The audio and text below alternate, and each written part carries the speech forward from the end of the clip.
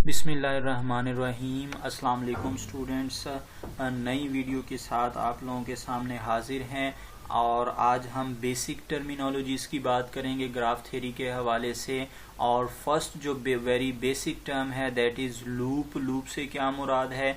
Basically हम graph की definition पढ़ चुके हैं, डायरेक्टेड ग्राफ को पढ़ा जा चुका है और अनडायरेक्टेड ग्राफ पर हम वीडियो बना चुके हैं। तो ये हमारे पास जो है वो नेक्स्ट वीडियो है that is related to loop in graph theory. What does it mean by loop in a graph theory or how we can draw a loop in a graph? किस तरह loop को draw किया जाएगा? An edge of a graph that joins a node to itself. A node mean a vertex. यानी कि अगर आप कोई ऐसा एज ड्रॉ कर लेते हैं कि जो जिस वर्टेक्स से स्टार्ट हो रहा हो उसी के ऊपर एंड हो जाए, to itself is called a loop और सेल्फ लूप। तो उसको हम लूप कहते हैं या सेल्फ लूप कहा जाएगा। तो हर वो एज जो सेम वर्टेक्स से स्टार्ट हो और उसी वर्टेक्स पर आकर एंड हो जाए तो उस एज को कहा जाता है लूप और सेल्फ लूप कहेंगे। That is a loop is an edge VIVJ। अब यहाँ पर जो आई आप लोगों को मल्टीप्लाई होता हुआ दिख रहा है स्टूडेंट्स, वो सबस्क्रिप्ट में लिखा हुआ है ऐसे VIVJ। यानी कि आप एक एज को कब कहेंगे कि वो लूप है आपके पास, उसकी कंडीशन क्या है? When VI is equal to ये VF लिखा हुआ है तो यहाँ पर VJ आना चाहिए। तो VI is equal to VJ, यानी कि दोनों वर्ड्सेस आपस में क्या हो? सेम हो। अगर एज VI से स्टार्ट हो और VI पर ही आकर एंड हो जाए, that edge is treated as loop और सेल्फ लूप।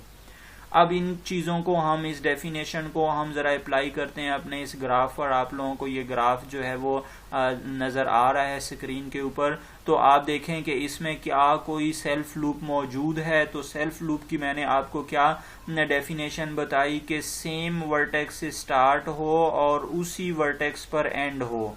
यानी कि जिस वर्टेक्स से स्टार्ट उसी वर्टेक्स पर एंड, सेम वर्टेक्स से स्टार्ट और सेम पर ही आपके पास एंड हो। जिस वर्टेक्स से स्टार्ट उसी पर एंड। तो जरा देखिएगा, गौर करें इन दोनों ग्राफ्स पर, क्या इसमें सेल्फ लूप मौजूद है या सिर्फ लूप मौजूद है?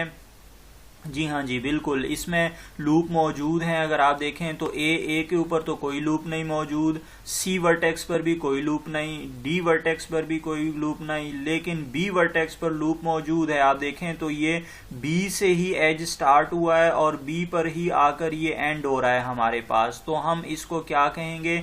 ये हमारे पास लूप जो है वो मौजूद है इस ग्राफ में, क्योंकि ये बी वर्टेक्स से ही स्टार्ट हो रहा है और बी पर ही आकर एंड हो रहा है ये loop.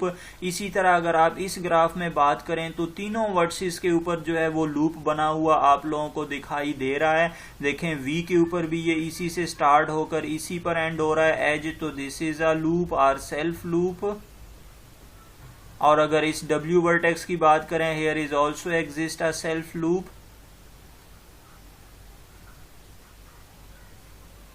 On third vertex U, there also exists a loop which starts from U and ends also at U. U के ऊपर ही ये एंड कर रहा है, यानी कि आपके पास क्या है?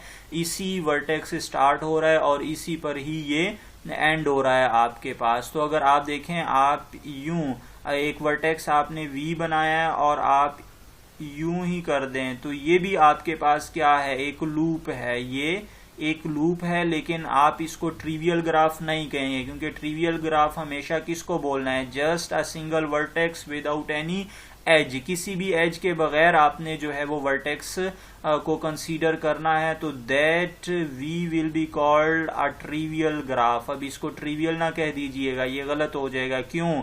इसमें एज एग्जिस्ट कर रहा है which starts from V and also ends at V। So this loop is treated as self loop और लूप। उम्मीद करता हूँ ये लूप की समझ आ गई होगी आप लोगों को। और अगर आपको समझ आ गई है और हमारी वीडियो पसंद आ गई है तो इसको लाइक करें, शेयर करें, कमेंट करें और अपने दोस्तों के साथ भी शेयर करें और हमारे चैनल को भी सब्सक्राइब करें। अल्लाह हाफिज।